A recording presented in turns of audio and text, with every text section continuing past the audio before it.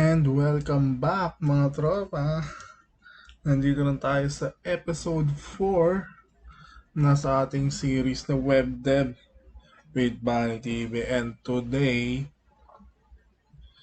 syempre, mapupunta na tayo sa CSS na talakay na natin last episodes or last 3 episodes.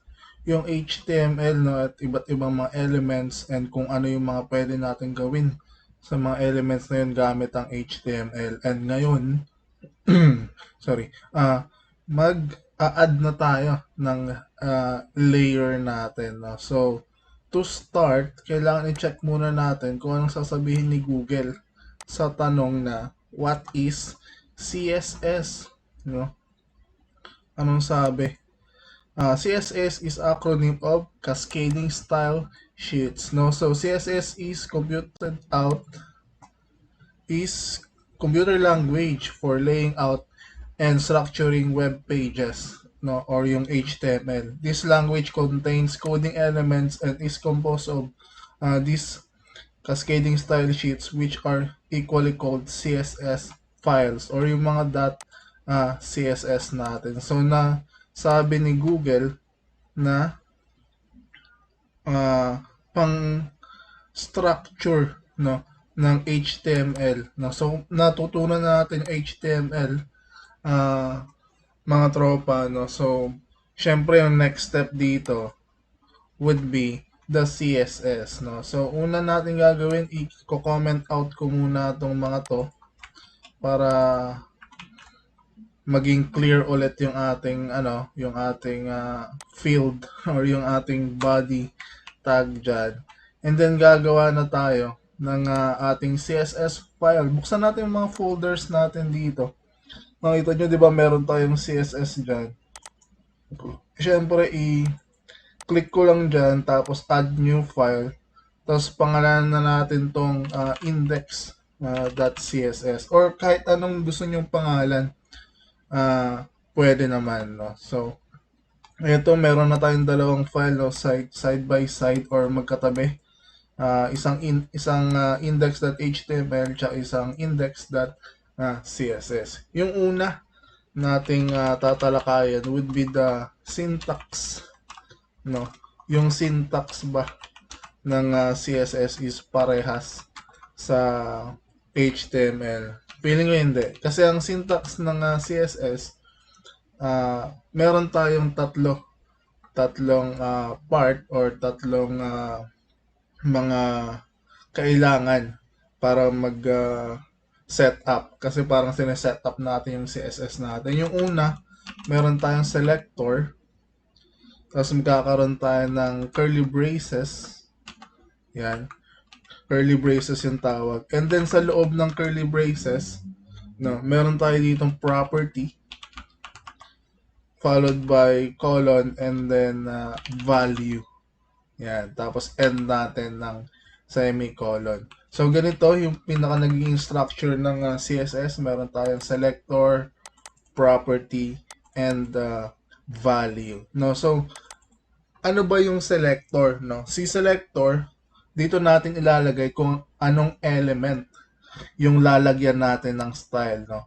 Parang sineselect natin kung sino yung gagawa natin ng style, no? So let's try. Wait lang. Ano ko lang to, ipagdikitin lang natin. So let's try ano tayo, ano kayang element yung pinakamagandang unahin, no? Siguro gawa tayo ng div. Yan.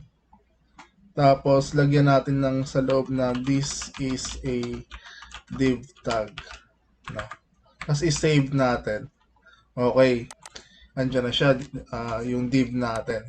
Tapos ngayon, i-try natin i-select si div, no?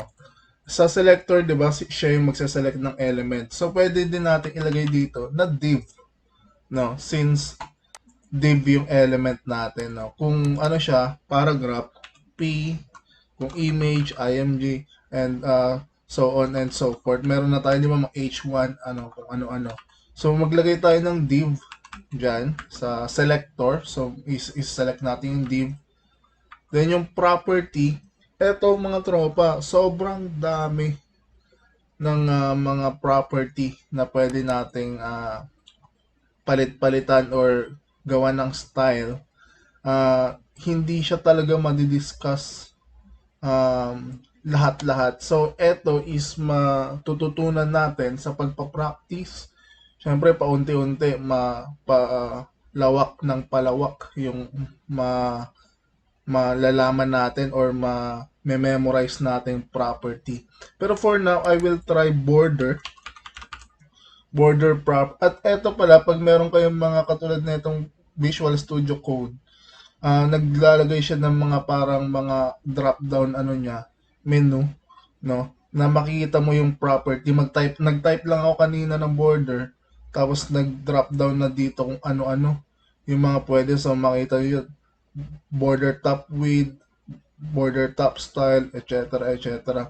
Personally for me, hindi ko pa nagagamit yan lahat ng mga to. Siguro mga ilang percent lang ng CSS ang nagagamit ko, mga 10% hanggang 20%, no, ng mga properties. So, iyan yung natin, property. Then yung value, dito na magkakatalo kasi medyo kailangan din natin i-memorize kung anong mga value yung pwedeng ilagay sa isang property, no. Pero dito sa border, meron tayo dito pwede natin ilagyan ng pixel value, 1px. Yan, 1px. Then space, then followed by kung solid line ba siya, solid, yan, or dotted, parang ganyan, pwedeng may dotted. Pero for now, stick lang muna tayo sa solid, then space ulit, then kung anong kulay, no, ay try natin black, no. So yan yung magiging natin, structure. So meron tayong border na property, then yung value na 1 pixel, solid, black. Okay, i-save natin, and makikita nyo walang nangyari kahit nakasave na yung CSS. Bakit? Kasi hindi pa nakalink yung CSS natin sa ating HTML. That brings us sa ating susunod na topic, which is how to link yung ating CSS dito sa ating HTML file, no? So madali lang. Kailangan lang natin makita rin yung tawag dito, yung address ng ating CSS file or kung saan siya nakalagay, directory. So ang gagawin natin, isang element din to, sorry, element din ng natin dito ilalagay. Ang element na to is link element, no. So pag type ko ng link tapos tab, nagkaroon na agad siya ng rel, which is style sheet, no. Pang talaga kasi ito, pang link talaga to ng style sheet. And then yung href, no. Yung href na to parang sa din to, sa anchor tag, 'di ba? Yung nakaraan. And yung lalagay natin ditong value sa loob ng href is parang sa image, no. Nung nag-image tayo dito, yung hinanap nating image, parehas din dito. So in this case, para ma-link natin yung CSS, lalagay lang natin yung kanyang directory, which is CSS slash, tapos kung ano yung name niya, kasi andyan na siya sa loob ng folder, di ba? Index.css. Then i-save natin. And then nakita nyo, pagka-save natin, nag-connect na siya agad and nagkaroon na ng border yung div natin. Si div is isang block level element. Kaya kung mapapansin nyo, kahit hanggang dyan lang banda yung text ni div, di ba? Hanggang dyan lang sa tag na to. Pero yung border niya is nagtuloy-tuloy hanggang doon sa dulo, no? So let's try another property, no? Pwede tayong maglagay dito ng font size. Yan, na tumatanggap din ng tawag dito, value as pixel. So ito try natin 30px. Yan, tapos save natin. Kita nyo, medyo mas lumaki siya, no? So lagay natin 35. Yan, pwede ganyan. Tapos meron din tayong etong mga di-discuss kong property, kung ano lang yung maisip ko. Kasi parang sa sobrang dami nila, kung ano yung palagi mong ginagamit, ayun at yun na lang din naman yung magagamit mo, no? Hindi naman yung 100% ng properties is magagamit natin no, sa ating mga projects. Meron din tayo ditong ano kaya dito? Text. Um, text transform ba yun? Hindi. Text decoration. Yun. Text decoration. Meron tayo ditong gusto ko yung italic eh. Ay, yung bold. Font, ano ata yun? Font weight. Font weight naman para sa bold. Ayan. Kung mapapansin nyo, medyo, medyo tumaba yung text dito. No? So, meron din tayo din padding. No? Halimbawa, 5px. O, diba? Or 15px. O, ganun, spacing. Tapos, siguro mas maganda to, makita natin siya in action. Kasi kung ganitong random yung iaano ko sa inyo, parang ang gulo. Kasi parang kung ano-ano lang maisip akong property. Ang inisip ko kasi gagawa tayo ng sariling website natin na or web page. Yan. Kahit page lang, isang page lang, tropa. Pero yung next muna, meron na tayong selector na ganito na div. Yung isang type pa ng selector would be yung selector by ID. Okay. Yung unang type pala na to is selector by element. Eto, yan. Yung ano niya, yung div lang, no? So, yung next naman is selector by ID. No? So, kung naalala nyo, etong mga last episodes or yung unang tatlong episodes, na-introduce natin sa HTML yung attribute na ID. No? And then, eto na, magagamit na natin yung ID na yun. Gawa pa ako ng isang div tag. This is another div tag. Pag i-save ko siya, mapapansin nyo magkaparehas sila. No? Magkaparehas sila ng style. Kasi ang na-select natin lahat, no, lahat ng div yung na-select natin, no. Hindi lang yung first na div na yan kasi parehas naman silang div eh. Pero this time, etong div na to is lalagyan natin ng ID, no, na siguro kahit anong ID lang, pero this time lalagay ko my ID, no, na isa-select natin using our CSS, no. So paano ba yung syntax ng selector by ID? Parang sa href din ng anchor tag, naalala nyo, nag-hashtag tayo. Tapos yung ID name niya. Followed by curly braces. Same syntax dito sa ating sa taas na to, yung selector by element. Ang pinagkaiba lang yung selector niya mismo, which is meron ng hashtag. Yan. Followed, ididikit mo yung ID niya. No? So this time lalagay tayo ng color attribute naman siguro. Color attribute na red, siguro red. Yan. So mapapansin nyo, siya lang yung naging red, yung my ID na div. Since yung na-select natin is yung meron lang ID na ganito.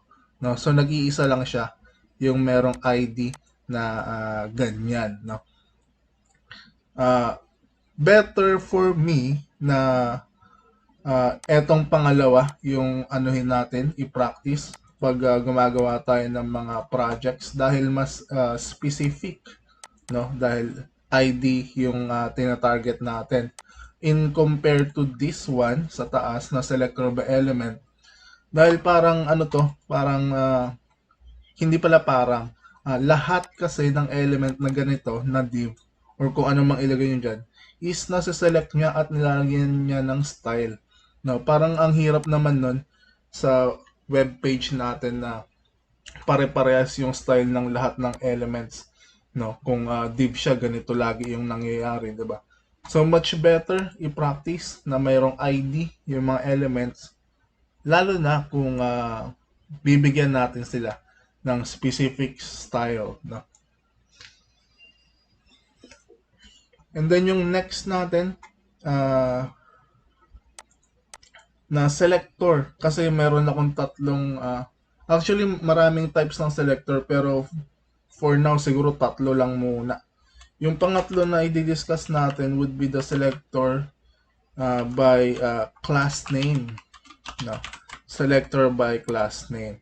And then naalala nyo rin, no, yung ID and yung class name is pwede natin gawing attribute sa lahat ng ating mga HTML elements. No? So this time, gagawa tayo ng tatlong div. No? Buburahin ko lang muna to. Burahin natin yung mga ID. Yan. Siguro gawa tayo ng apat. Gawa tayo dito ng yung isa home, yung isa is products, yung isa is customers, yung isa is reports. Yan. Tapos i-save natin. Mapapansin nyo ganito yung nangyari sa kanila. Pero ngayon, lalagyan natin sila ng pare-parehas na class name. Kasi yung class name, mga tropa, pwede dito magpare-parehas kayo ng class name, no? Parang sa isang classroom din. Yung mga estudyante doon is pare-parehas sila ng klase na ina-attendan. Pero hindi sila pare-parehas ng ID, no? So parang ganun lang yung naiisip ko doon. And this time, ang ipapangalan natin sa class natin is menu, siguro. Menu options. Kasi parang mga options to ng menu eh. No? I-save natin and then i-comment out ko na lang tong selector ano natin dyan, yung ibang mga CSS natin dyan. Para walang ano to, walang style. Tapos ang syntax naman ng tawag dito, ng selector by class name would be dot followed by kung ano yung class name. Now, kung mapapansin nyo, ang kanina yung ID is hashtag followed by ID. This time sa class naman is dot. No? Tuldok lang followed by class name. Nakadikit yan sa tuldok mga tropa. And then space followed, ay kahit walang space yan, kahit meron, pero for me, nilalagyan ko isang space. And then followed by curly braces. And then sa loob, ilalagay natin yung mga properties and values natin for our CSS. Let's try font weight bold, no? So pag i-save ko to, lahat sila naging bold din since pare-parehas sila ng class name. So isa pa, maglagay tayo dito ng border 1px solid siguro Gainsboro.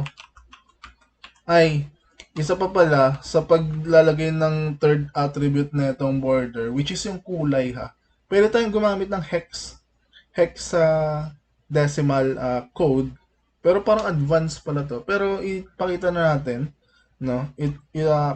Para gumamit nun, kung hindi nyo memorize, pwede yung i-search. Pero usually, yung hexadecimal na mga colors is hashtag tapos 6 or 6 na characters, no? Siguro 00000. Joke, ilan na yan? 00 6 nga eh, yan, 6. So kung mapapansin nyo, naging black din yan siya. Tapos pag ganito na, since naka VS Code tayo, pwede na natin siyang i-drag and drop dito, no? Tapos mag-change yan yung hex niya. Depende kung anong kulay mo. Pero much better, i-ano nyo na lang sa internet, is-search, no? Para mas sakto yung ano, hindi yung nagda-drag-drag tayo. And then, syempre, nagkaroon na tayo ng ganyan, lagyan na rin natin ng width. Or yung haba, pwede rin yung width. No? Naalala nyo sa image tag nakaraan, may height and width tayo. So this time, lagyan natin ng width ng 300 pixel. Check natin yung ma'am, masyadong mahaba pa yan, boss. 150px. Yan. Tapos lagay tayo dito ng height. Siguro mga 50px. Yan, okay. Tapos lagay tayo ng text align. Oh, di ba? Text align na center. No? Pangit. Hindi siya super gitna. May pang ano ko doon. Tinanggal ko na lang muna yung height. May pampagitna tayo doon pero hindi ko muna siya i-discuss for now. So, tanggalin ko na rin yung center pero good to know na pwede yan. Tapos, lagay na rin tayo ng padding. Siguro mga 5 px. Yan. And then margin no, na 5 px din. Ayan. So, nagkaroon na tayo ng parang mga clickable buttons. Bawasan ko pa yung width. Gawin ko na lang 100. Ayan. Tapos, lagay tayo ng cursor na pointer. Ayan. Para pag dito, nakalagay yung mouse mo sa element na yan, which is yung menu options, which is yung mga div, is magkakaroon siya ng cursor na pointer or itong yung parang kamay-kamay. Yan. And then, pwede tayong mag-combo dito, no, mga tropa. Pwede nating dugtungan yung class, no, ay siguro yung ID na lang para mas kita. Next time ilalagay natin. Yung ID na to, lalagyan natin yung yung unang element or yung siguro yung pangalawa. Lagyan natin yung pangalawang element ng ID, which is yung active, no? Para makita natin na siya yung active sa mga menu options natin. So try natin to, kunin natin si active, gawin natin selector, then lagyan natin siya ng value na background color, which is eto, yung kulay ng natin, ng black natin dito. Pinagparehas ko lang kasi wala akong maisip na kulay. Then color white. Okay, so try natin. So yan yung nangyari mga tropa. Parang siya yung nakaselect. Parang ganon, no? Parang siya yung active. Actually, maraming ibang klaseng mga tawag dito, mga way para magawa yung mga ganong mga bagay. This is one of the ways, no? Many ways to render or to style your CSS. And then meron pa tayong isa. Siguro hindi ko kasi sure kung alin yung mahirap dito or alin yung hindi mahirap. Try natin kung gagana tong pseudo selector, no? So kung kanina na-select natin yung menu options, tapos pwede nating ilagay yung mga pseudo selectors kung tawagin. Idudugtong natin sa selector, no? Dito, in this case, menu options. Tapos lalagyan natin ng colon. Tapos makikita nyo meron ditong hover. Ayan, may hover. And then syempre yung curly braces natin. So ang mangyari dito, technically dapat pa, is ma-apply lang yung style na nandito sa loob pag naka-hover tayo or pag nakalagay yung mouse natin doon. Which is eto yung gusto ko, no? Yung nakalagay dito. So ika-cut ko lang to. Tapos i-comment out natin yung active. Tapos i-paste natin dito, no? And then i-save natin.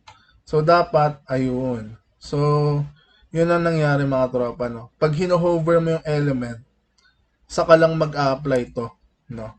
Etong pseudo selector na to, no? Pag hindi mo siya hino-hover, wala rin yung background black na to tsaka color white, no? Pare-pareha sila. Pero once nag-hover ka, kahit saan sa kanila is nagpapalit yung style natin, no?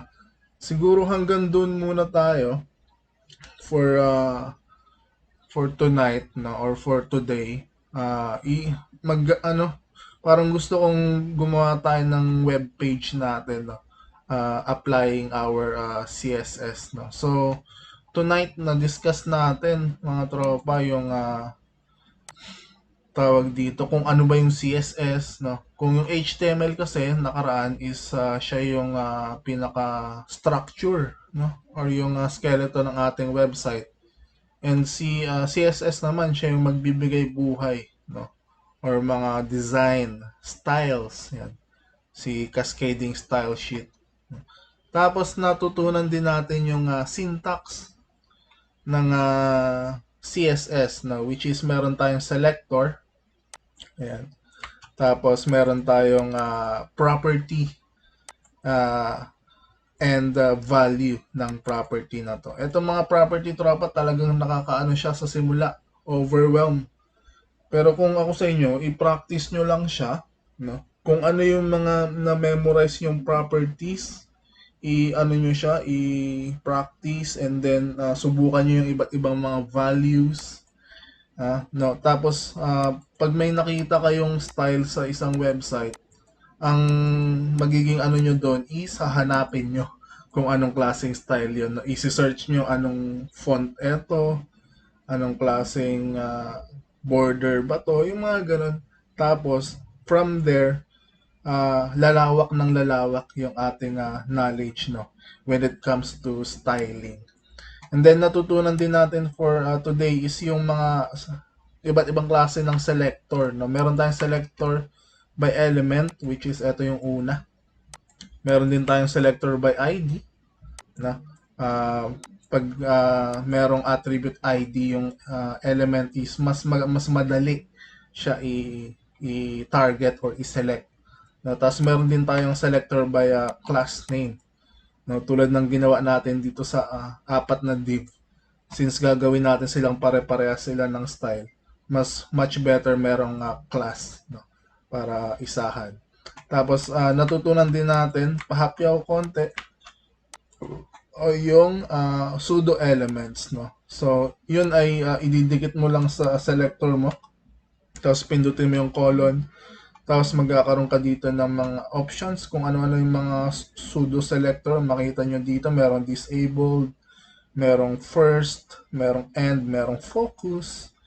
Yan, merong future, may has, etc. etc. Actually, pwede nyo nga itong itawag dito, isa-isahin, no? Tapos i-check nyo kung ano yung mga ano doon, yung mga nangyayari pag nag-select ka ng ganong klaseng pseudo element. Pero for today, hover yung inano natin, kinuha natin.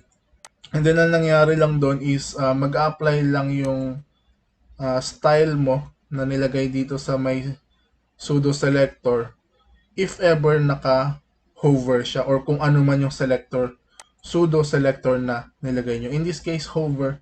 So pag nakita nyo ay sa first glance is walang mga style, yung or eto lang yung applied styles para sa ating menu options, pero once nag-hover, na dagdagan or napalitan yung ibang style niya, no, yung nandito sa loob ng may hover.